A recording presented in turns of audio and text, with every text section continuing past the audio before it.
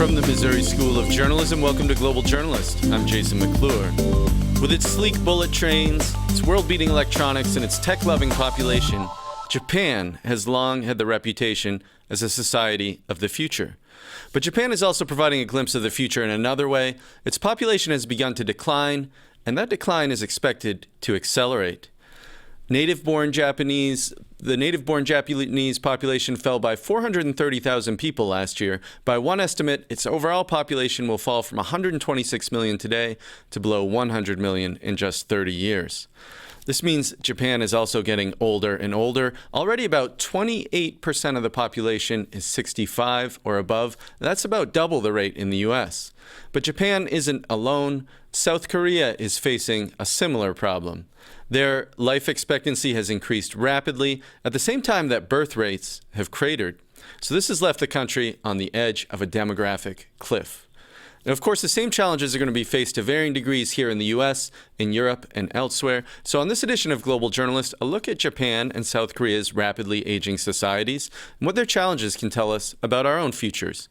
We've got a great panel of guests who will join us in a few minutes. First, we'll bring in Robin Harding in Tokyo. He's the Tokyo bureau chief for the Financial Times, and he wrote about this recently. Robin, welcome. Hi there. Tell us, if you would, when you get off the plane in Japan as someone visiting the country, is it noticeable that the population looks different than it does in the U.S. or in other countries? Well, you won't notice it when you get off the plane. In fact, you'll be shocked if you go to the center of Tokyo. You'll think, what's all this aging thing I heard about?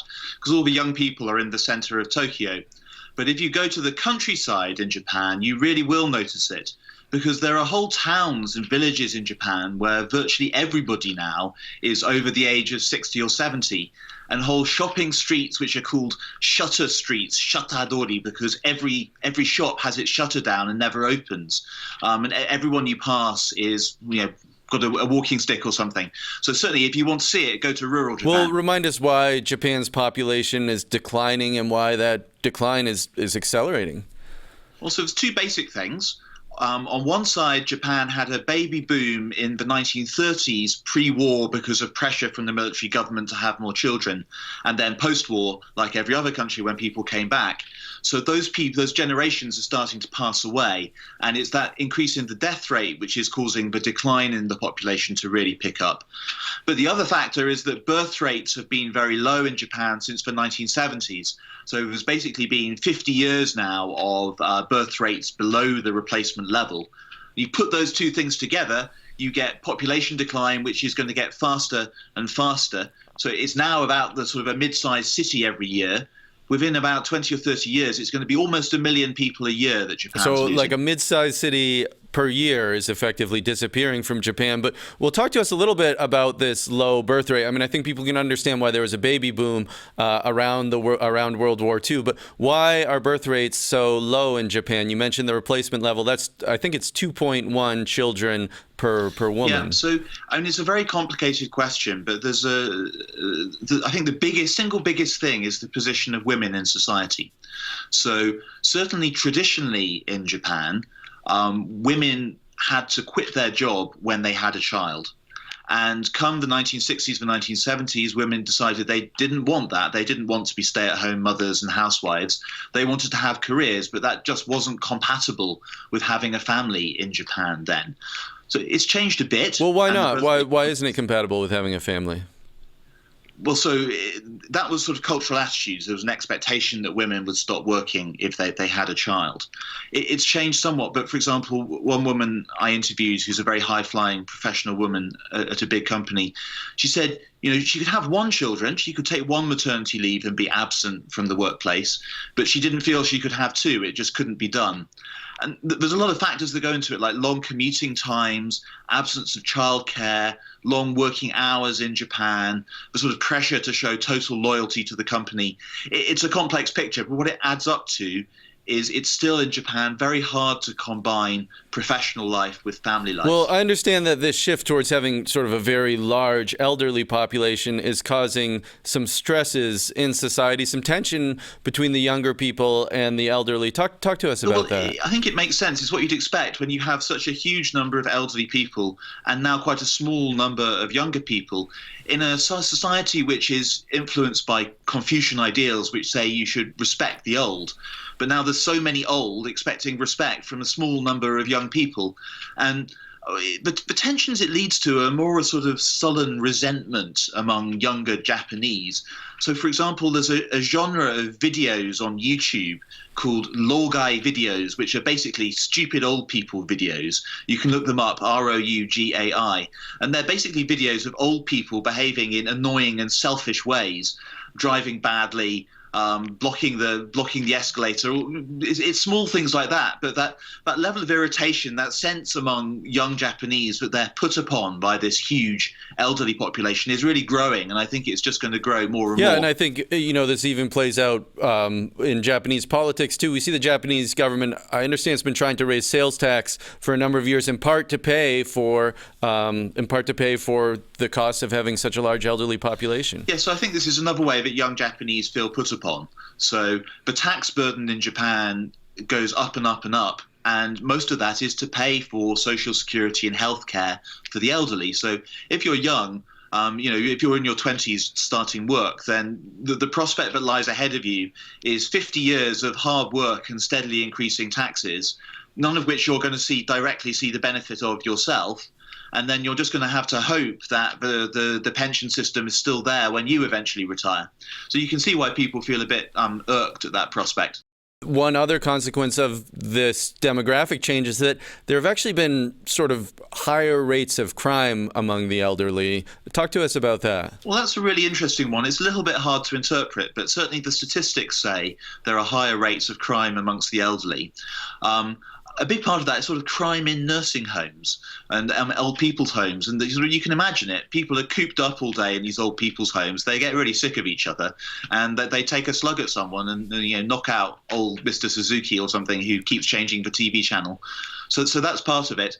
So the older generation like to say it's because they're more earthy, they have more spirit, they went through tough times, and so they're much more likely to commit a crime than the milksop younger Japanese who've had it easy and wouldn't ever go and rob a bank or something.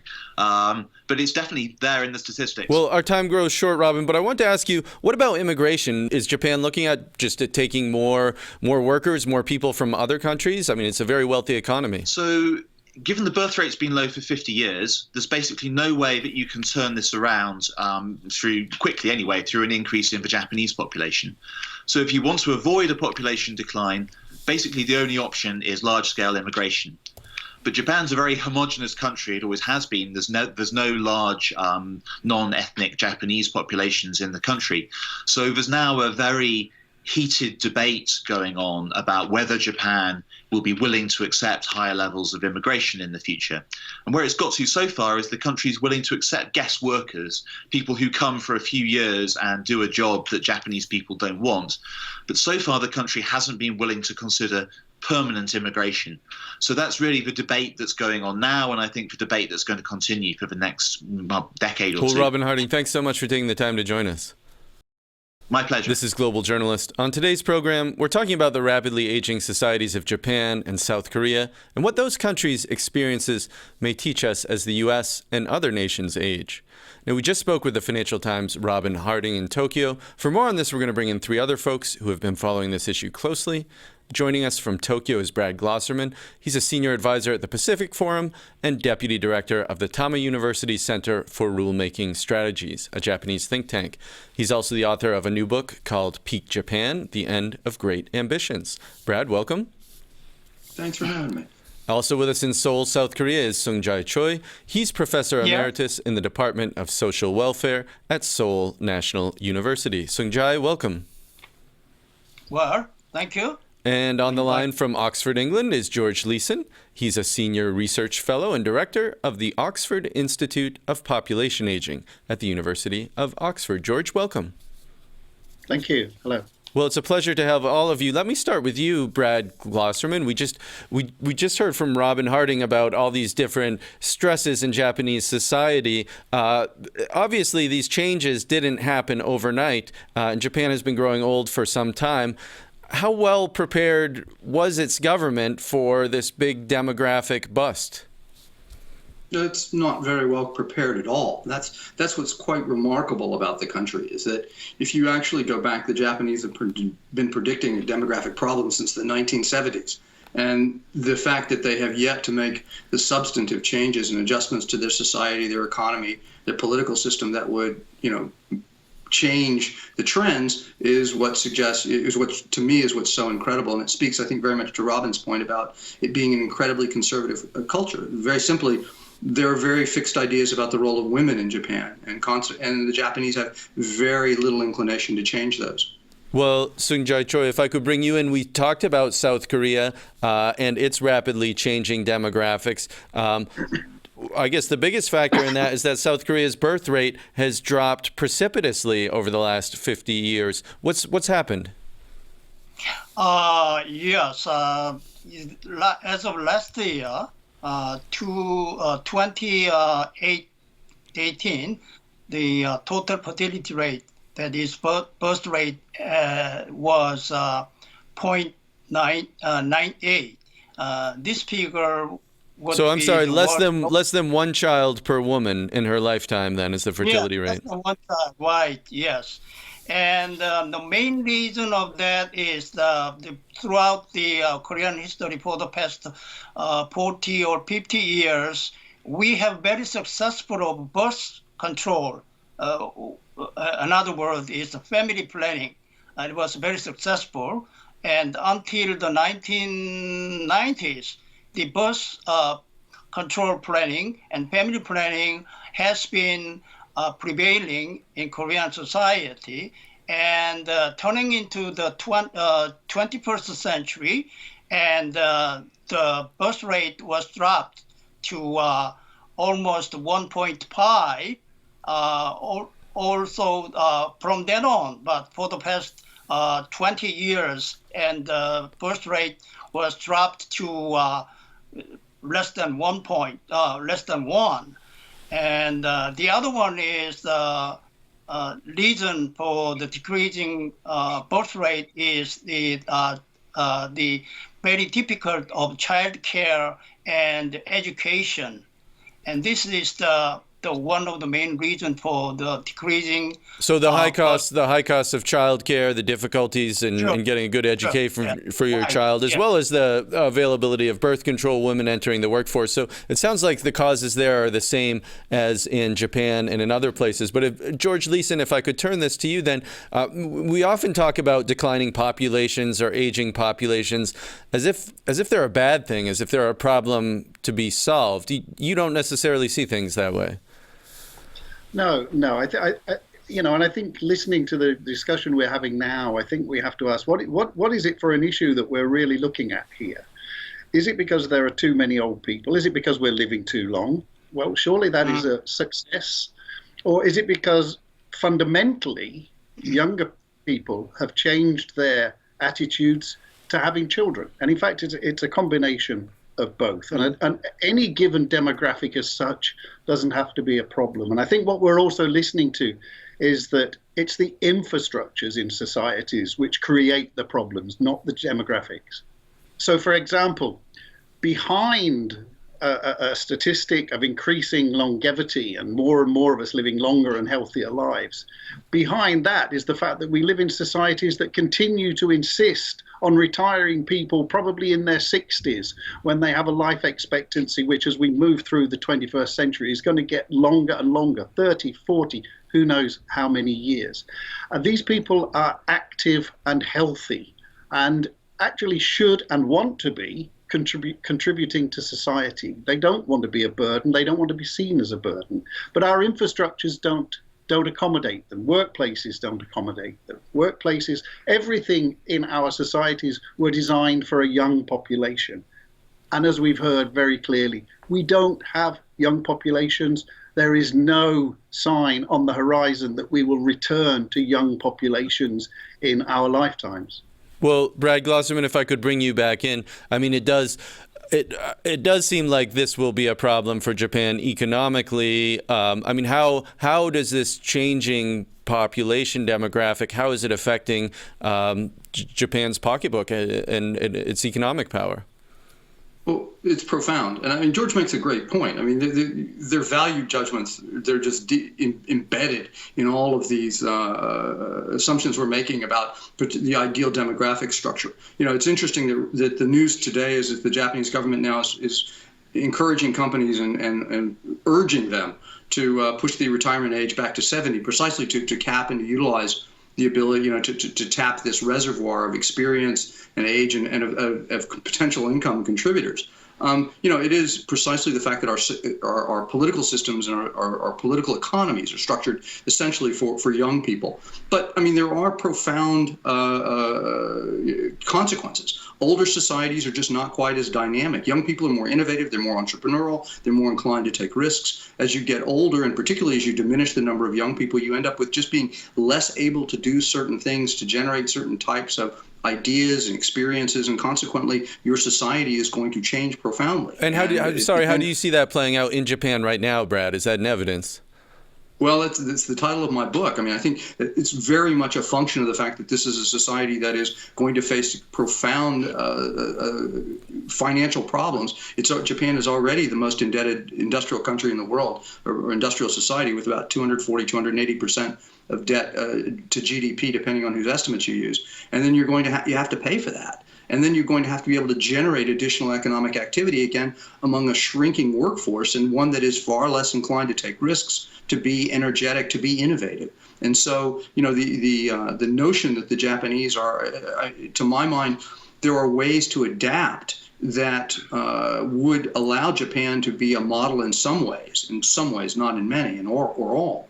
But the Japanese are going to have to change their notion of what leadership is, what their role in the world is going to be, precisely because they're not going to have the resources to devote to many of the endeavors that we have, in the West, for example, have valued as signs of leadership. Well, let me turn this then to Jae-Choi, because we heard Brad and George talking about this issue of retirement and the retirement age. I understand that in South Korea, life expectancy, at least for women, may hit 90 years old. So the average woman born will live to be 90. Obviously, if people are retiring early, that's a long time that they have to have their retirement paid for. How does that play out in South Korea?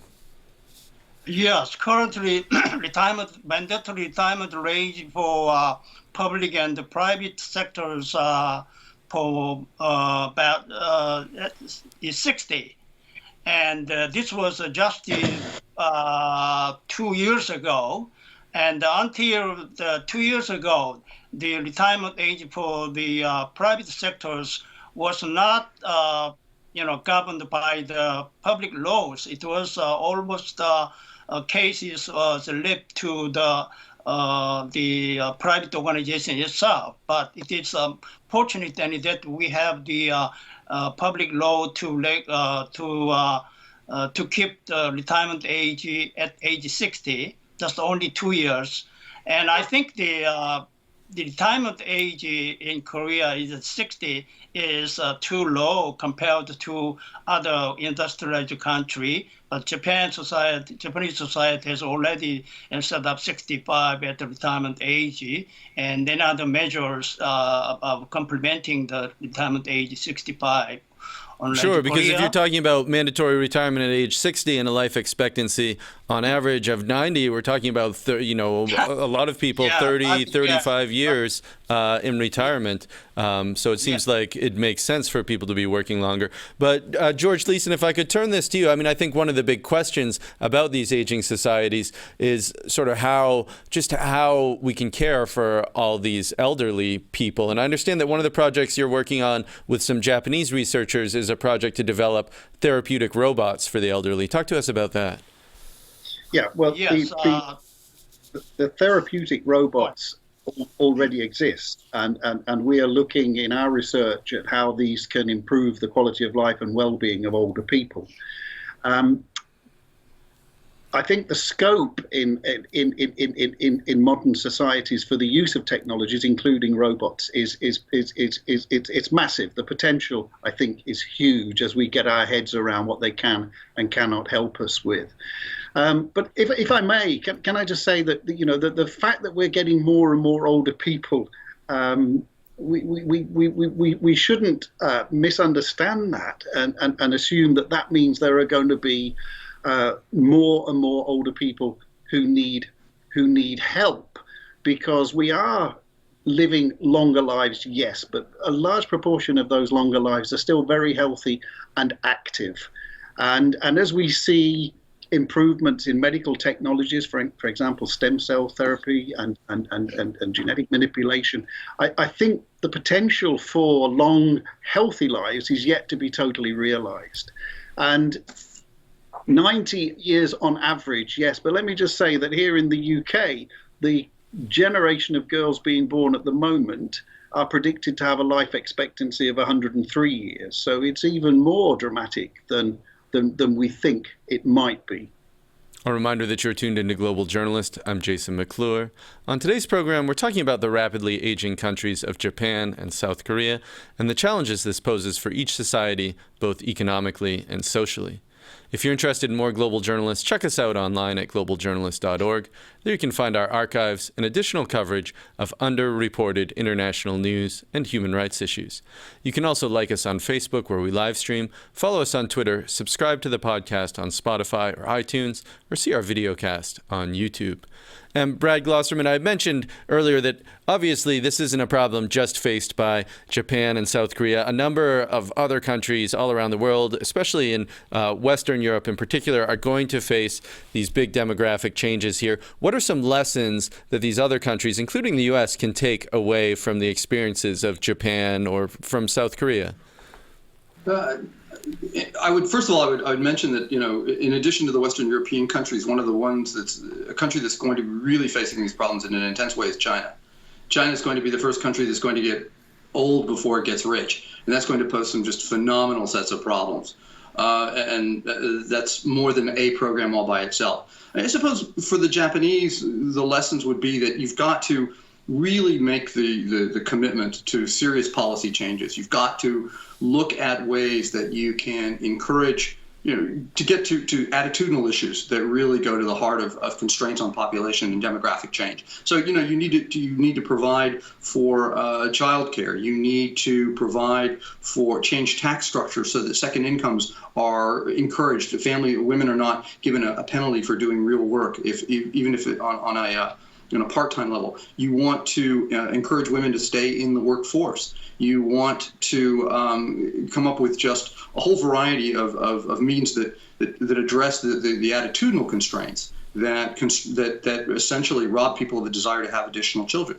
You need to open your borders in ways that bring in skilled and workers that will help fill the gaps. The Japanese, I think, as Robin mentioned, are a little bit of a problem in terms of providing good examples, because their society is so homogenous in many ways. And in the West, the United States, Canada, Australia, Western Europeans, they have more open borders, and as a result, they're more inclined to take in foreigners, and that proves to be a very important pressure valve, or release, if you will, for some of those pressures. And Jae-Choi, if I could ask you about attitudes among the elderly in Korea. As we mentioned, that this group of elderly is growing very rapidly in South Korea, and really this generation is getting pinched because, as I understand it, when they were younger, they were the last generation of workers to take care of their own parents, and now as they are hitting retirement age, their children are saying, no, we don't want to take care of you. We want the state to take care of you.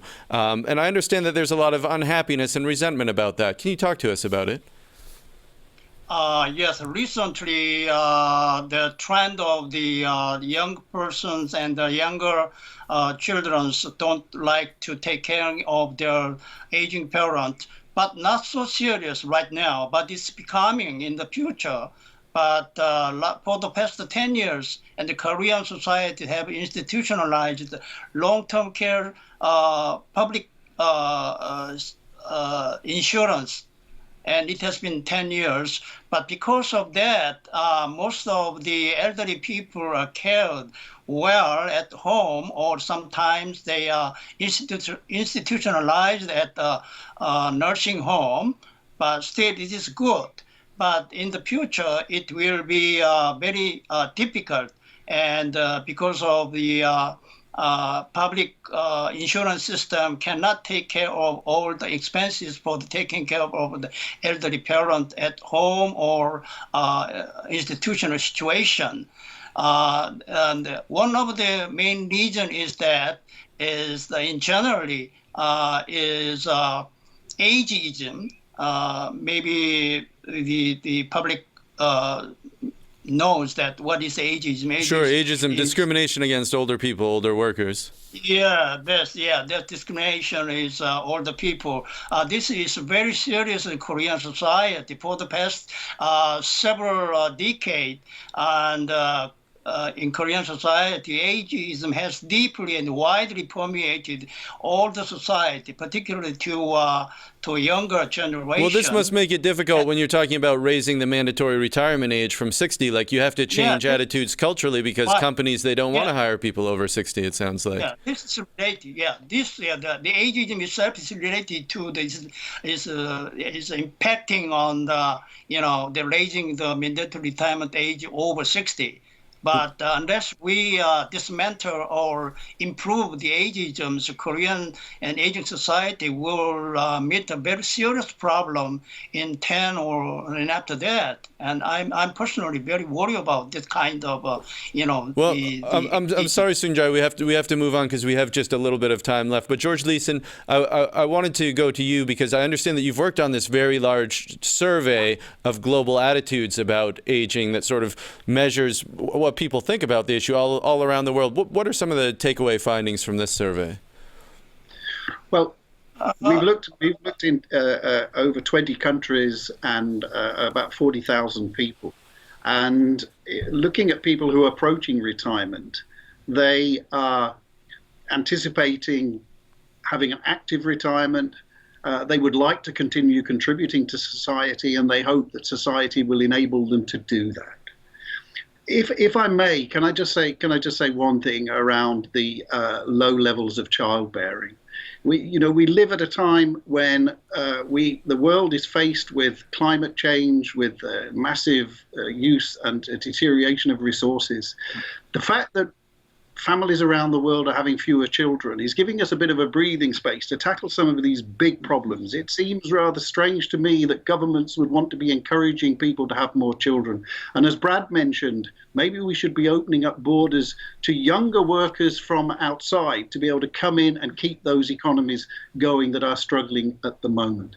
And also the idea that not being able to have children and work is a big barrier to having more children. Just look at Scandinavia. Scandinavia has perfect childcare systems that there's no reason for not having more and more children. They don't have very high levels of childbearing. We've seen a fundamental shift in people's attitudes, and I think we have to acknowledge that before we can move on. Well, George, thanks so much for that. I'm sorry we're just out of time for this edition of Global Journalist, a production of the Reynolds Journalism Institute at the Missouri School of Journalism and KBIA, Mid-Missouri Public Radio. Many thanks to Robin Harding, Brad Glosserman, Jae-Choi, and George Leeson. Our assistant producers this week are Gail Fournier, Annie Lee, Connor O'Halloran, and we bid farewell to supervising producer Rosemary Belson, a supremely talented journalist who's leaving us to be a reporter in India. Aaron Hay is audio engineer, Travis McMillan is director. For all of us at Global Journalist, I'm Jason McClure. Thanks for tuning in.